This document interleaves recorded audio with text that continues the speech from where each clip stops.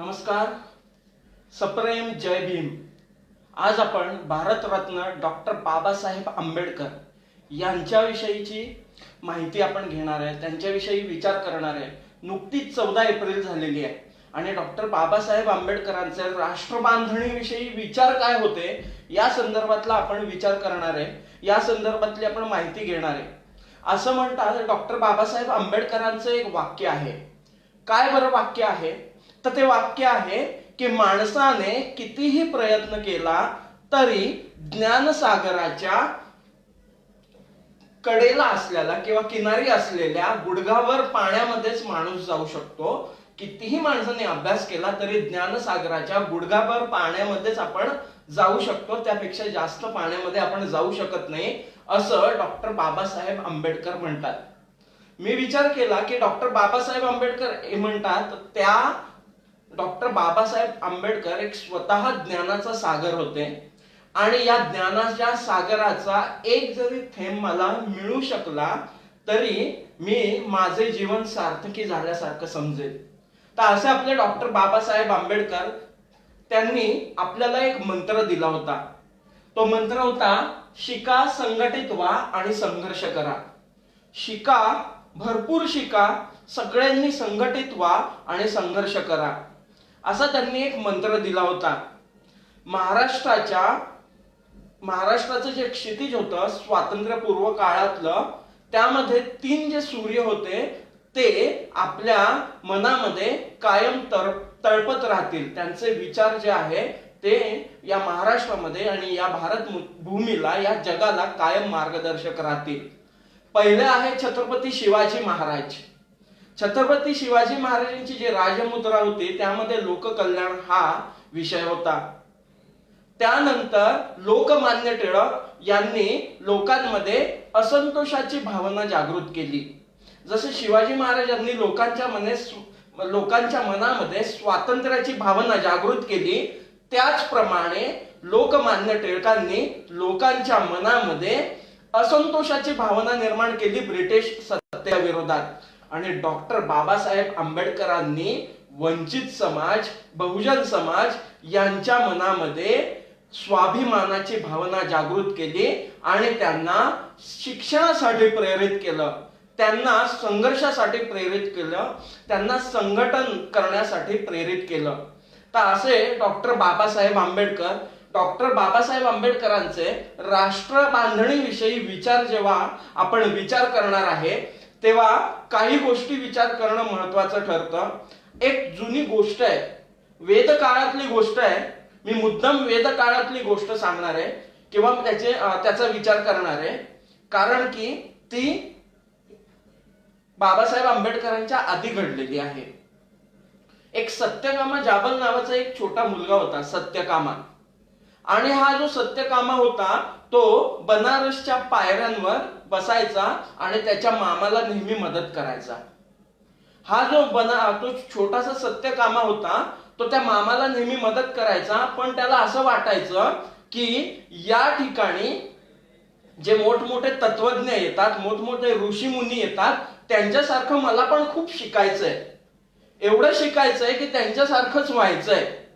पण हा जो सत्यकामा होता त्याचा मामा जो आहे तो बनारसच्या पायऱ्या साफ करायचं काम करायचा. त्याची आई जी होती ती नर्तकी होती आणि हा तिथल्या ऋषीमुनींच्या घरी जायचा. ऋषीमुनींना म्हणायचा की मला शिकायचंय, मला तुमचा शिष्य बनवून घ्या. पण त्या काळचे बनारस मधले जे कर्मठ लोक होते, काशी मधले, ते त्यांना त्या सत्यकामा, छोट्या 8-1 वर्षाच्या सत्यकामाला शिक्षण घेण्यासाठी त्यांच्या बरोबर घेत नव्हते. एक दिवस त्या ठिकाणी एक मोठे ऋषी आले. असं म्हणतात ते अगस्त्य ऋषी होते. आणि सत्यकामाला कळालं एक मोठे जे ऋषी आहे, जे तत्वज्ञ आहे आणि त्यांची कीर्ती 7 समुद्रापार पसरलेली आहे, ते त्या काशीच्या पायऱ्यांवर आलेले आहेत, त्यांना भेटू, ते कदाचित मला शिष्य बनवून घेतील. हा छोटासा बाळ, आनंद झाला त्याला, तो पळत पळत गेला आणि त्या ऋषींना म्हणाला, मला तुमचा शिष्य बनवून घ्या. शिष्य बनवून घ्या म्हटल्यानंतर त्या जे ऋषी होते त्यांनी विचारलं, बाळ तुझं गोत्र कुठलं आहे? आता याला वाटलं की गोत्र काय आहे त्याला माहित नव्हतं, लहान होता 8 वर्षाचा. गोत्र मिळाल्यावर ऋषी जे आहेत ते मला शिष्य म्हणून घेणार. आणि तो आनंदाने पळत पळत आईजवळ गेला. आईजवळ गेल्यानंतर सत्यकामाने आईला विचारला, आई आपलं गोत्र कुठलं आहे ग? तर तो सत्यकामा त्याच्या आईला, सत्यकामाची आई सत्यकामाला म्हणाली, बाळ त्या ऋषींना सांग की माझी आई नर्तकी आहे, तिचा अनेक पुरुषांबरोबर संबंध आलेला आहे, त्यामुळे त्यातून माझा जन्म झालाय, मला माझं गोत्र माहित नाही, असं तू त्यांना सांग. त्याला वाटलं गोत्रच मिळालं, छोट्याशा सत्यकामाला वाटलं गोत्र, जाबलला वाटलं की मला गोत्रच मिळालं. आणि तो पळत पळत गेला आणि सांगितलं की मी सत्यकामाचा मुलगा जाबल आहे. त्याच्या आईचं नाव सत्यकामा, क्षमस्व. तर सत्यकामाचा मुलगा जाबल आहे, माझी आई नर्तकी आहे आणि ती नर्तकी असल्यामुळे वेगवेगळ्या पुरुषांशी तिचा संबंध झाला आणि माझा जन्म झाला आहे, तर हेच माझं गोत्र आहे. ते ऋषी जे होते ते प्रसन्न झाले आणि ते म्हटले की जो सत्य बोलतो तोच खरा ब्राह्मण, तोच खरा शिक्षक. आणि सत्यकामा हा शूद्र कम्युनिटी मधनं आलेला असला तरी पण त्याचा उपनयन केल्या गेला. उपनयन केल्या गेल्यानंतर त्याचं शिक्षण दिलं गेलं. त्या काळचे जे बाकीचे कर्मठ लोक होते त्यांनी अगस्त्य ऋषींना विरोध केला, पण तरी सुद्धा त्यांनी त्याला शिष्य बनवून घेतलं. तर त्या काळामधला जो हिंदू समाज होता तो जातीच्या बंधनांमध्ये, कर्माच्या बंधनांमध्ये अडकलेला होता. आणि अशा हिंदू समाजाला डॉक्टर बाबासाहेब आंबेडकरांनी शिक्षणाची ओढ लावली. ज्या समाजामध्ये शिक्षणाचं महत्व माहित नव्हतं अशा समाजाला त्यांनी शिक्षणाची ओढ लावली. तर राष्ट्रबांधणीमध्ये डॉक्टर बाबासाहेब आंबेडकरांचं हे एक महत्वाचं कर्तृत्व आहे. तर डॉक्टर बाबासाहेब आंबेडकर जे आहे त्यांच्या संदर्भात उदाहरण घ्यायचं झालं तर आणखीन एक महत्वाचं उदाहरण आहे अमेरिकेतल्या जॉर्ज डब्ल्यू कार्वर यांचं. आयुष्य गुलामगिरीत गेलं पण त्यांनी फक्त आणि फक्त अमेरिका या देशाचा विचार केला. शास्त्रज्ञ झाल्यानंतर त्यांच्या राष्ट्रभावनेमध्ये एवढासाही तूजभरही फरक पडला नाही. त्यांना अमेरिका हाच माझा देश सर्वश्रेष्ठ आहे हे शेवटपर्यंत वाटत राहिलं. त्यांनी खूप सारे प्रयोग केले. टस्किगी युनिव्हर्सिटीचा मोठ्या प्रमाणावर विकास केला. आपले बाबासाहेब आंबेडकर हे असेच होते. डॉक्टर बाबासाहेब आंबेडकरांनी एक महत्वाची गोष्ट केली की ते प्रचंड मोठ्या प्रमाणावर राष्ट्रभक्त होते. डॉक्टर बाबासाहेब आंबेडकरांचा जन्म 14 एप्रिल 1891 साली झाला. 14 एप्रिल 1891 साली त्यांचा जन्म झाला आणि खूप कष्टामध्ये त्यांनी त्यांचं शिक्षण पूर्ण केलं. त्या काळच्या प्रथेनुसार शूद्र व्यक्तीने कमी खूप शिक्षण घेणं हे चांगलं समजलं जात नव्हतं किंवा त्याला शिक्षण घेऊन दिलं जात नव्हतं. अशा संघर्षमय वातावरणामध्ये डॉक्टर बाबासाहेब आंबेडकरांनी स्वतःचं शिक्षण पूर्ण केलं. त्यानंतर समाजामध्ये असलेल्या घाणेरड्या जाती प्रथेचाही त्यांनी विरोध केला. शिक्षण घेत असताना आलेल्या अडचणी, या प्रतिकूल गोष्टी या सगळ्या आहेत. त्यांनी असून सुद्धा त्यांचं शिक्षण BA, MA, MA, PhD, doctor of science, barrister अशा अनेक डिग्र्या त्यांनी घेतल्या. आपण त्यांच्या शिक्षणाच्या कारकिर्दीचा खूप असा विचार नाही करणार, तर त्यांच्या शिक्षणाबद्दलचे विचार जे आहेत त्याचा विचार करणार आहे. त्याचं कारण असं आहे की त्यांचं लहानपण सगळेच सांगत असतात, पण त्यांचा आपल्या समाजाविषयीचा दृष्टिकोन काय होता, त्यांना असं वाटत होतं माझा समाज हा विकसित झाला पाहिजे, यासाठी त्यांनी कायम प्रयत्न केले. डॉक्टर बाबासाहेब आंबेडकर हे सामाजिक दृष्ट्या वंचित समजल्या जाणाऱ्या वर्गातून आलेले होते. त्यामुळे त्यांची असं असलं तरी सुद्धा त्यांची मानसिकता मात्र श्रीमंत होती. मी खूप शिकलोय, मी खूप डिग्र्या घेतल्यात, मला आता समाजामध्ये मान सन्मान मिळायला लागलाय, म्हणजे पुरे नव्हे. तर माझ्या बरोबर असलेला माझा जो समाज आहे, जो वंचित आहे, त्या समाजाला सुद्धा मी पुढे घेऊन जाणार, हा त्यांचा दृष्टिकोन होता. मला एक उदाहरण असं दिसतं की मी सेवा वस्त्यांमध्ये काम करतो. आमच्या आजूबाजूला पुणे शहरामध्ये अनेक सेवा वस्त्या आहेत. असंच एका घरी एका मुलाच्या घरी संपर्काला गेलेलो होतो. त्या मुलाची आई कचरा गोळा करण्याचं काम करते. त्याचा लहान भाऊ शाळा सोडून दिली होती. तो स्वतः एका हॉस्टेलमध्ये राहिल्यामुळे 10वी पर्यंत त्याचं शिक्षण पूर्ण झालेलं आहे. आता हा जो मुलगा आहे, हा मुलाशी मी जेव्हा घरी चौकशी केली तेव्हा असं लक्षात आलं, त्याची आई सकाळी पहाटे कचरा गोळा करण्याचं काम करते.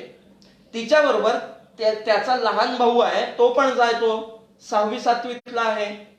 आणि तो जात असताना त्याला ज्या वेदना होत्या, तो कचरा गोळा करतो, त्यामुळे त्याच्या शरीराला सकाळ खूप वास येतो. आणि तो जेव्हा शाळेत जायचा तेव्हा शाळेमध्ये सगळी मुलं त्याला कचरा कचरा म्हणून चिडवायची. का? तर त्याच्या शरीराला सगळा कचऱ्याचा वास यायचा म्हणून. हा जरा दिसायला आडदाण होता. त्याला चिडवल्यानंतर, स्वतःवर अन्याय झाल्यानंतर त्याचा प्रतिकार होणारच आहे. यांनी जी मुलं चिडवत होती त्या मुलांना मारलं. त्या मुलांनी त्याच्या शिक्षकांना कंप्लेंट केली की असा असा हा आहे ना, तो आम्हाला मारतोय. तर त्या शिक्षकांनी यालाच बोलवलं आणि याच्या पाठीवर छडीने खूप मारलं. त्या दिवसापासून त्यांनी शाळा सोडून दिली. हे सगळं ऐकून अक्षरशः माझ्या डोळ्यामध्ये पाणी आलं होतं. एक लहान मुलगा ज्याची चूक काही नाही, त्याला सगळी शाळा चिडवते कचरा कचरा म्हणून, आणि त्यांनी म्हणून एक प्रतिकार म्हणून एक दोघांना मारलं, तर त्यालाच शिक्षकांनी मारलं. ही घटना कधीची लांबची नाहीये, तर ही मागच्या वर्षीची घटना आहे. आजही आपल्या समाजामध्ये अशा घटना घडतायत.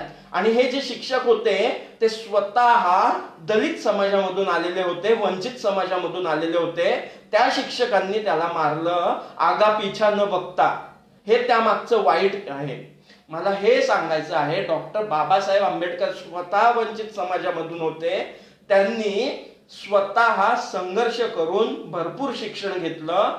त्याचबरोबर माझा समाजही पुढे गेला पाहिजे यासाठी त्यांनी प्रयत्न केला. ते जे शिक्षक आहे, मी त्यांना चांगला ओळखतो, कारण मी त्याच शाळेत शिकायला होतो. ते मला पण सर होते एकेकाळी.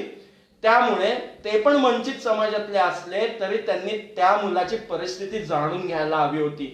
त्याला ती शाळा सोडायला लागली नसती. नंतर तो आता दुसऱ्या शाळेमध्ये जायला लागलाय. पण अशी जी भयंकर जे प्रकार आहे, याच्या पुढे जाऊन हा जो मुलगा आहे त्याच्या घरामधले कोणतेही नातेवाईक आरक्षणाचा फायदा न मिळाल्यामुळे कुठल्याही सरकारी ठिकाणी नोकरीला नाही. स्वतः ते बौद्ध परिवारातले आहेत, पण त्यांची अवस्था खूप वाईट आहे. त्यांच्याकडे जातीचा दाखला जो आहे तो नाहीये. त्यांचे काका मामा दादा आहेत, ते त्यांना द्यायला तयार नाहीयेत. आपणच आपल्या समाजाला एकत्र करून पुढे नेण्याचा जो डॉक्टर बाबासाहेब आंबेडकरांचा विचार होता तो खूप मोठा होता. विचार करा, त्या काळी डॉक्टर बाबासाहेब आंबेडकर PhD झाले, डॉक्टरेट झाले, अगदी कायदे मंत्री झाले. ते कुठे जाऊ शकत होते, पण त्यांनी फक्त त्यांच्या समाजाचा, भारतीय समाजाचा विचार केला. हे डॉक्टर बाबासाहेब आंबेडकरांचं वैशिष्ट्य आहे. मी स्वतःच्या अनुभवातून आलेलं एक उदाहरण दिलं तुम्हाला आता. यापुढे जाऊन आणखीन एक उदाहरण मी देऊ शकतो की असंच मी एका शाळेमध्ये पूर्वी एका कॉन्ट्रॅक्टवर होतो. त्या शाळेच्या अनेक शाळा आहेत. तर त्या शाळेमध्ये एका सरकारी अधिकाऱ्याच्या मुलाला प्रवेश घ्यायचा होता. तर त्या शाळेच्या 2 शाखा होत्या. एक शाखा थोडीशी श्रीमंत मुलांसाठी होती आणि एक शाखा जे गव्हर्नमेंट ग्रांटेड होती आणि एक नॉन ग्रांट होती. तर त्या मुलाचे जे सरकारी अधिकारी असलेले वकील आहेत, एक क्लास अधिकारी, ते माझ्याकडे आले आणि म्हटले, सर तुम्हाला काय वाटतं, मी तेव्हा त्या नॉन ग्रांट शाळेत होतो, की तुम्हाला ह्या शाळेत माझ्या मुलाला घालावं का या शाळेत घालावं. मी त्यांना म्हटलं दोन्ही शाळा चांगल्या आहेत. त्यांनी मला सांगितलं, अहो पण तुमच्या शाळेतल्या मुलांची जरा चेहरे तेजस्वी दिसतात आणि त्या शाळेतली मुलं जरा गरीब दिसतात, तिथं नको घालायला, त्यांच्यावर चांगले संस्कार नसतील. अशा पद्धतीचे विचार ज्या ठिकाणी होतात तो देश पुढेच जाऊ कसा शकेल, हाच मी विचार करत होतो. आणि डॉक्टर बाबासाहेब आंबेडकरांनी सगळ्या समाजाला घेऊन पुढे जाण्याचा जो विचार मांडलेला आहे तो खरंच अद्वितीय आहे. त्यांनी स्वतःच्या शिक्षण, डॉक्टर बाबासाहेब आंबेडकरांनी जेव्हा पीएचडी केली, किती राष्ट्रनिष्ठ होते डॉक्टर बाबासाहेब आंबेडकर, याचा विचार करण्यासारखी गोष्ट आहे.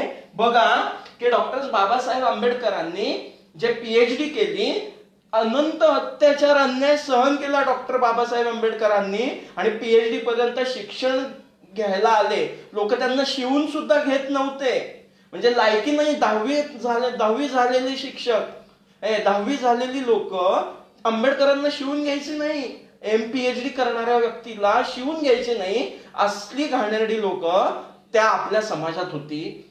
इतकी वाईट अवस्था, इतके अत्याचार सहन करून सुद्धा डॉक्टर आंबेडकरांनी पीएचडीचा जो विषय निवडला ना, तो आपली सगळी मती गुंग करणार आहे. ईस्ट इंडिया कंपनीच्या अधिकाऱ्यांमुळे झालेली भारताची दुरवस्था, अशा प्रकारचा पीएचडीचा इकॉनॉमिक्सचा थिसिस त्यांनी प्रसिद्ध करायला घेतला लंडनमध्ये. लंडनमध्ये त्यांचे जे गाईड होते ते त्यांना सांगितलं, अरे तुझा हा रिसर्च इतका जहाल आहे की ब्रिटिश सरकार याला मान्यताच देणार नाही, विद्यापीठ याला मान्यता देणार नाही, याची भाषा जरा सॉफ्ट कर. डॉक्टर बाबासाहेब आंबेडकरांनी काही बदल केले, पण त्यांनी विषय तोच ठेवला, तेवढाच जाज्वल्य ठेवला. प्रचंड राष्ट्रनिष्ठ असणार व्यक्तिमत्व, एवढा अन्याय अत्याचार सहन करून पण स्वतःच्या फायद्यासाठी पीएचडी नाही केली, तर मातृभूमीच्या फायद्यासाठी पीएचडी करणारं व्यक्तिमत्व म्हणजे डॉक्टर बाबासाहेब आंबेडकर. शिक्षणासाठी त्यांनी सगळ्यांना प्रेरित केलं. राष्ट्र बांधणीसाठी शिक्षण महत्वाचं आहे हे त्यांना माहिती होतं. त्यांनी शिक्षणासाठी अनेक प्रयत्न केले. सध्याच्या भारतीयांनी डॉक्टर बाबासाहेब आंबेडकरांचे शिक्षण विषयक धोरण जे होते ते समजून घेणं फार महत्वाचं होतं. त्यांना मेकॉले पुत्र नको होते, त्यांना भारत भूमीचे पुत्र हवे होते, आणि त्यासाठीच त्यांनी वेगवेगळ्या ठिकाणी शिक्षण संस्था सुरू केल्या. असे आपले डॉक्टर बाबासाहेब आंबेडकर. त्याच्या पुढे जाऊन आपण बघितलं, त्यांनी सांगितलेला शिका, संघटित व्हा, संघर्ष करा मधलं शिका हा विषय त्यांचा बघितला. एका खुर्चीवर बसून 18 तास अभ्यास करणारे डॉक्टर बाबासाहेब आंबेडकर आज कोण बरं एका खुर्चीवर बसून पुस्तक वाचतंय? आज कोण टीव्ही खेळतो, आपण गेम खेळतो, तोंडामध्ये शिव्या असतात, तोंडामध्ये मावा असतो, हे डॉक्टर आंबेडकरांना अभिप्रेत नव्हतं. शिक्षण घेतलं पाहिजे, शिक्षण घेऊन आपण पुढे गेलो पाहिजे, हे डॉक्टर बाबासाहेब आंबेडकरांना अभिप्रेत होतं. आणि त्या दृष्टीनंच भारतीय समाज हा पुढे गेला पाहिजे, हे डॉक्टर आंबेडकरांची तळमळ होती. त्यांनी पुढे आपल्याला या मंत्रामध्ये एक वाक्य दिलेलं आहे, संघटित व्हा, शिका, संघटित व्हा. राष्ट्र बांधणीमध्ये शिक्षण सगळ्यात महत्वाची गोष्ट होती, आणि त्या शिक्षणाच्या माध्यमातून राष्ट्र बांधणी व्हावी असा त्यांचा विचार होता. तसंच सगळ्या समाजाने संघटित व्हावं हा सुद्धा त्यांचा विचार होता. विचार करा की तो भयानक परिस्थिती, अन्याय अत्याचार सहन करणारा व्यक्ती का बरं भारतीय, जे सवर्ण भारतीय आहे त्यांच्या बरोबर राहील? पण तसा विचार डॉक्टर आंबेडकरांनी केलेला नाहीये. संघटित व्हा या त्यांच्या शब्दाचा आपण अर्थ जो आहे तो घेतला तर राष्ट्र बांधणीमध्ये त्यांचे विचार किती दूरदृष्टी होते हे आपल्याला बघता येऊ शकतं. सामाजिक गतिशीलता आणि सामाजिक स्तरीकरण याविषयी थोडासा आपण विचार करूया. असं म्हणतात की समाजामध्ये कायम एक हायरार्की जी आहे ती असते. एक टॉप असतो आणि तो बेस असतो. टॉप आणि बेस हा कार्ल मार्क्सचा टॉप बेस नका घेऊया. म्हणजे समाजामध्ये उच्च, नीच, मध्यम वर्ग असे वेगवेगळे वर्ग असतात. आर्थिक दृष्ट्या ते आपोआप निर्माण होतात. हे सामाजिक स्तरीकरण आहे. गरीब वर्ग असतो, गरीब म्हणण्यापेक्षा सामाजिक दृष्ट्या खालचा वर्ग असतो, एक मधला वर्ग असतो आणि एक अतिउच्च वर्ग असतो. तर हे जे सामाजिक स्तरीकरण आहे याला गती तेव्हा प्राप्त होते जेव्हा सोशल मोबिलिटी समाजामध्ये येते, जेव्हा गरीब माणूस श्रीमंत होऊ शकतो. याला म्हणतात सोशल मोबिलिटी. गरीब वर्गातून माणूस स्वतः पैसे कमवून कष्ट करून श्रीमंत होण्याची जी प्रक्रिया आहे त्याला सोशल मोबिलिटी म्हणतात.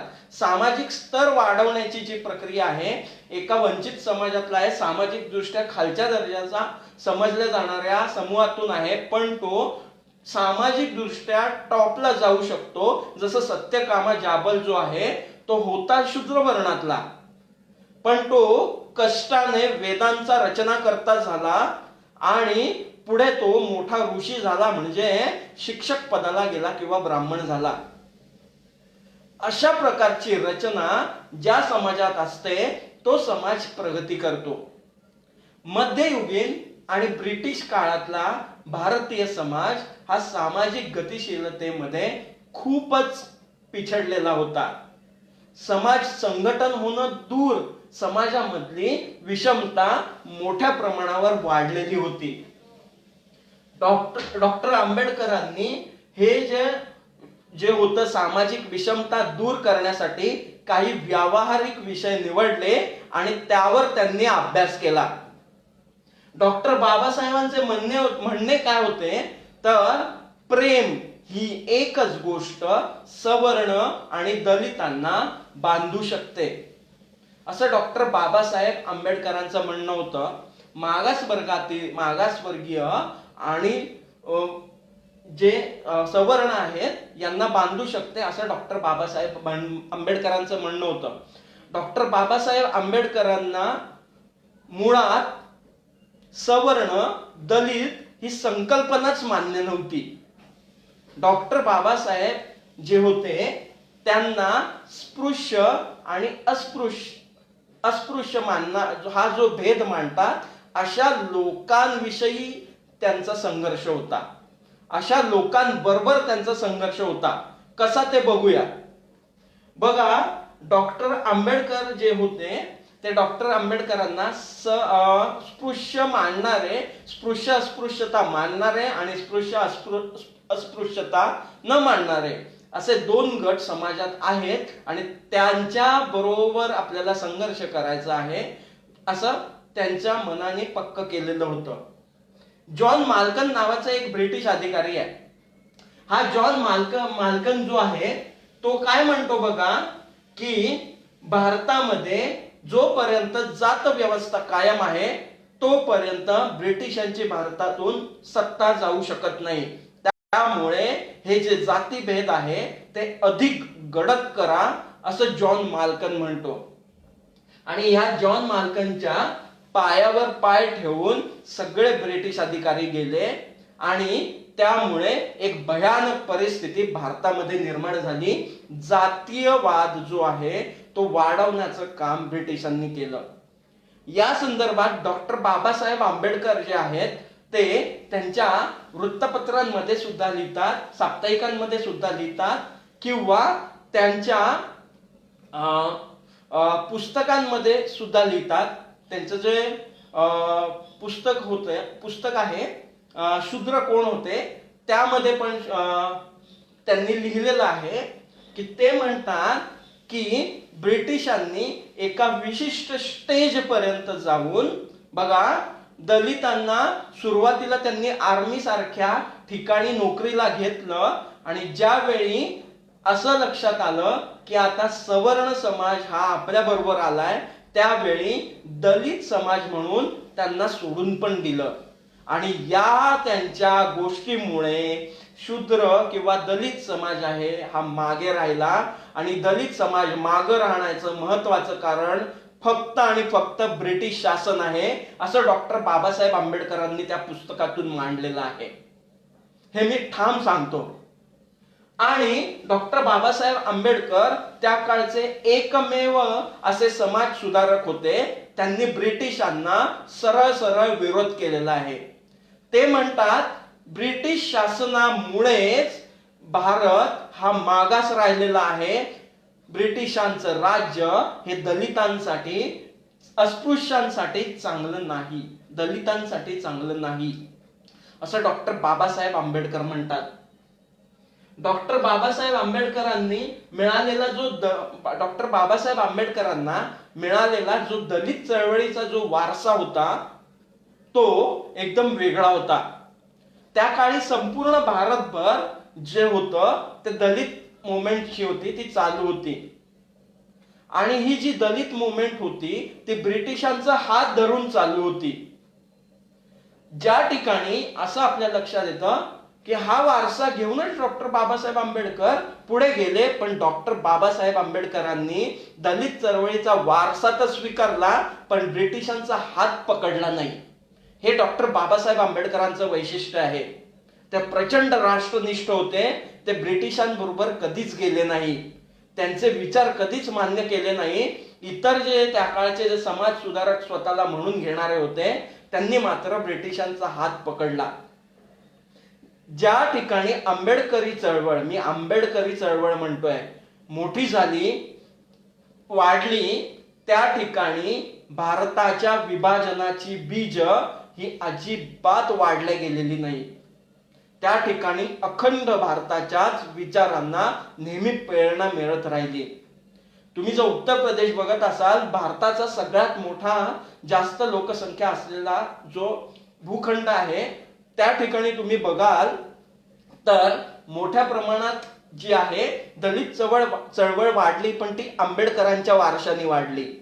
दक्षिणेमध्ये आंबेडकरांचा वारसा नव्हता, तिथे दलित चळवळ वाढली आणि तिथल्या लोकांनी धर्मांतर जी केली ती अराष्ट्रीय धर्मांतरण केली. मुसलमान आणि ख्रिश्चनिटी त्या ठिकाणी मोठ्या प्रमाणावर वाढली. त्याचं कारण असं आहे की त्यांनी आंबेडकरी चळवळीचा वारसा त्यांना नव्हता, महात्मा फुलेंच्या चळवळीचा वारसा त्यांना नव्हता. समाज सुधारणा घडली पाहिजे हे त्यांचं म्हणणं होतं. तर डॉक्टर बाबासाहेब आंबेडकर यामुळेच इतर त्या काळच्या अखिल भारतीय समाज सुधारणेचा विचार करता बाबासाहेब आंबेडकर हे त्या दृष्टीनं वेगळे होते. त्यांनी इथल्या ज्या स्वतःला सवर्ण समाज म्हणायचा अशा सवर्ण समाजावर टीका केली, पण ही टीका करत असताना समाजामध्ये फूट पाडणार नाही या संदर्भात त्यांनी मोठ्या प्रमाणात काळजी घेतली. याचं एक उत्तम उदाहरण आपण घेऊ शकतो. 1927 साली महाडचा सत्याग्रह झाला. हा जो महाडचा सत्याग्रह झाला त्यावेळी त्या ठिकाणी सगळा जो समाज होता त्या सगळ्या समाजाला डॉक्टर आंबेडकरांनी त्या चौदार तळ ज्याला म्हणतात त्या ठिकाणी बोलवलं. त्या ठिकाणी बोलवल्यानंतर तसा तो केंद्र आणि प्रांत शासनाचा आदेश होता जो डिस्ट्रिक्ट लेवलला पण आणि महाड कॉर्पोरेशननी पण फॉलो केला होता की हे तळ जे आहे चौदार तळ सगळ्यांसाठी ओपन करायचं. पण तरी सुद्धा तिथले सवर्ण जे होते ते सवर्ण म्हणण्यापेक्षा स्वतःला सवर्ण समजायचे कथित सवर्ण होते, ते सामान्य माणसाला त्या ठिकाणी पाणी पिऊन देत नव्हते. अशा वेळी डॉक्टर बाबासाहेब आंबेडकरांनी 14 तळ्याचा सत्याग्रह केला. हा सत्याग्रह करत असताना त्यांना ब्राह्मणेतर चळवळ नावाची एक संघटना होती. त्या संघटनेने पाठिंबा द्यायचं दर्शवलं. डॉक्टर बाबासाहेब आंबेडकर किती एकनिष्ठ राष्ट्रभक्त होते आणि समाज अखंड राहावा, राष्ट्र बांधणी जी आहे ती मजबूत व्हावी यासाठी किती दूरदृष्टी होते हे आपल्याला बघण्यासारखं आहे या घटनेमध्ये. तर या ब्राह्मणेतर समाज जो होता त्या समाजाने त्यांना पाठिंबा दिला आणि ते म्हटले आमचे 1000 तरुण आम्ही तुम्हाला देतो, तुम्ही फक्त ब्राह्मणांना विरोध करा. डॉक्टर बाबासाहेब आंबेडकर म्हटले माझा लढा स्पृश्य अस्पृश्य मानणारे आणि स्पृश्य अस्पृश्य न मानणारे यांच्या विरोधात आहे. म्हणजे स्पृश्य अस्पृश्य मानणाऱ्यांविरोधात माझा लढा आहे असं डॉक्टर बाबासाहेब आंबेडकरांनी स्पष्ट त्यांना उत्तर दिलेलं आहे ब्राह्मणेतर समाजाच्या संघटनेला. आणि आम्ही कोणत्याही जातीच्या विरोधात लढा उभारू इच्छित नाही असं डॉक्टर आंबेडकर म्हटले. या वाईट प्रथेविरोधात माझा लढा आहे. त्या काळच्या बहिष्कृत भारत मधल्या एका साप्ताहिकामध्ये आलेल्या म्हणण्यानुसार डॉक्टर बाबासाहेब आंबेडकरांच्या एका लेखानुसार डॉक्टर बाबासाहेब आंबेडकर म्हणतात, आज मला खूप दुःख झालंय, ज्या चवदार तळ्यावर मी ज्यांच्यासाठी लढतोय ते माझ्या विरोधात होते आणि ज्यांच्या विरोधात लढतोय ते माझ्या बरोबर होते, असं डॉक्टर बाबासाहेब आंबेडकरांनी त्या साप्ताहिकामध्ये बहिष्कृत भारतच्या म्हटलं आहे. म्हणजे डॉक्टर बाबासाहेब आंबेडकरांच्या डोक्यामधली संकल्पना क्लिअर होती. ते म्हणतात, सगळे आपण संघटित झालो, जातीभेद विसरून एकत्र आलो तर या देशाचं काहीतरी चांगलं होईल, या देशाची राष्ट्र बांधणी चांगली होईल. संघटित समाज हाच या देशाचा कणा आहे हे त्यांना माहिती होतं, म्हणून त्यांनी ब्रिटिशांना सपोर्ट केला नाही, अनंत कष्ट सहन केले. पण ते कष्ट सहन केले, अत्याचार सहन केले, तरी सुद्धा भारतीय समाजाच्या, भारत भूच्या विरोधात ते गेले नाही. प्रचंड देशभक्त माणूस हो.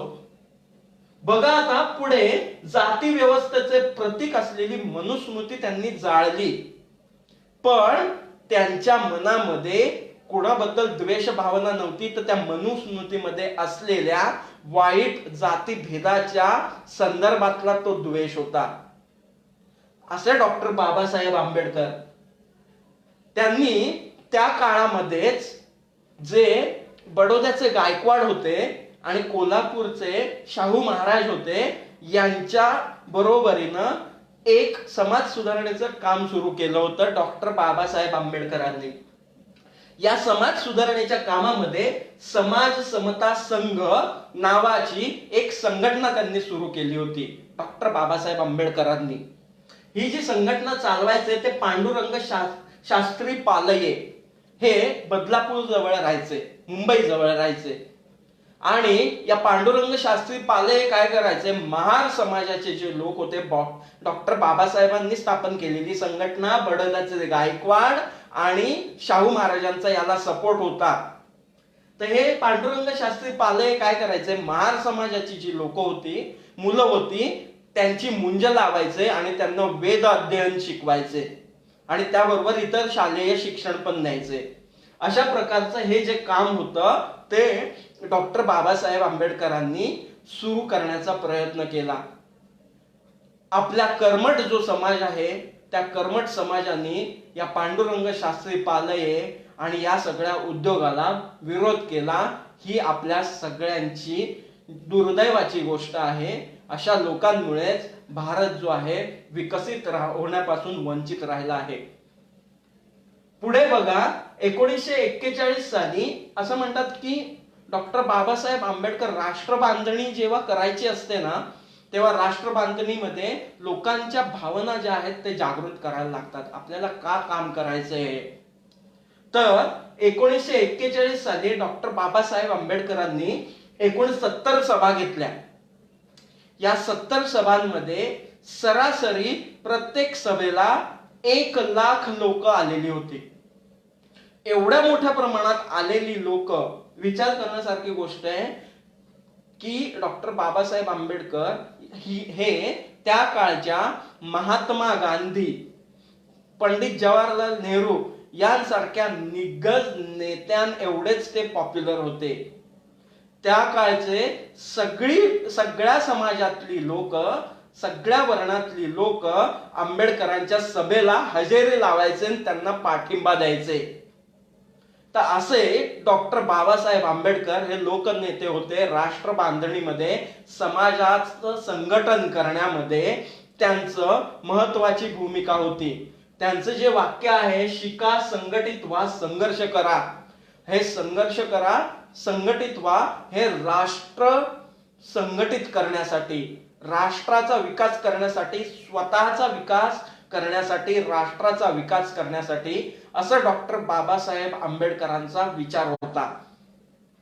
1951 मध्ये डॉक्टर बाबासाहेब आंबेडकरांनी जे काही आता 1951 मध्ये संविधान समिती जी आहे ती निर्माण करायची प्रयत्न सुरू झाले ना. आणि संविधान जे आहे ते बनवण्याची प्रोसेस सुरू झाली, त्याच्या आधी ब्रिटिशांनी एक स्वतंत्र मतदारसंघाची जी मागणी होती ती लावून धरली होती. त्यात डॉक्टर बाबासाहेब आंबेडकरांनी मला सांगितलं होतं की मला स्वतंत्र मतदारसंघ पाहिजे दलितांसाठी. महात्मा गांधींनी याचा विरोध केला. असं म्हणतात जे महामानव असतात ना ते 2 टप्पे किंवा ते 50-60 वर्ष पुढचं कायम बघत असतात. डॉक्टर बाबासाहेब आंबेडकरांनी विचार केला की माझा जो काही 20% जो मागास वंचित वर्ग आहे, या वंचित वर्गाचे 20% मतदानामुळे या लोकशाही प्रक्रियेमध्ये कुठलं तरी प्रेशर राजकीय नेत्यांवर पडेल आणि त्यातून तरी त्यांच्या हिताचे निर्णय घेतल्या जातील, आणि म्हणून त्यांनी स्वतंत्र मतदारसंघाची मागणी केली होती. डॉक्टर बाबासाहेब आंबेडकरांची प्रवृत्ती त्या काळी स्वतंत्र मतदारसंघ मागत असलेल्या मोहम्मद अली जिन्नांसारखी नव्हती. ते राष्ट्रवादी नेते होते आणि म्हणून देशाच्या हितासाठी ते विचार करत होते.